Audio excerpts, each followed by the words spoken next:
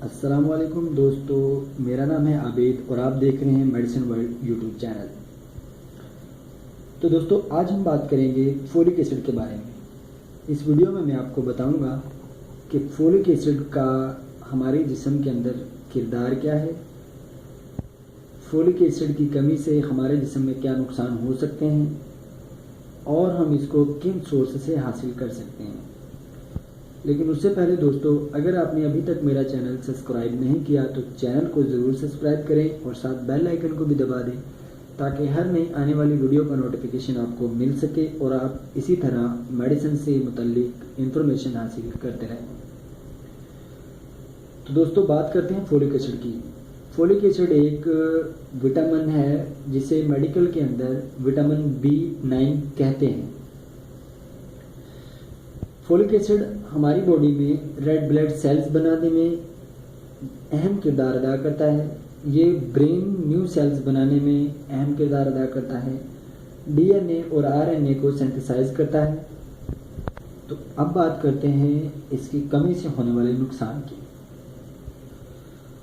दोस्तों, folic acid की कमी से आप में हीमोग्लोबिन की कमी आएगी, आपका वजन कम हो जाएगा, गैस्ट्रो प्रॉब्लम आपको हो सकती है, बॉडी में कमज़ोरी, हर वक्त थकान का एहसास रहेगा। ये दोस्तों, अब आपको बताते हैं कि फोलिक एसिड आप किन किन सोर्स से हासिल कर सकते हैं। आप तमाम हरी सब्जियों से फोलिक एसिड बहुत अच्छी मिकदार में हासिल कर सकते हैं।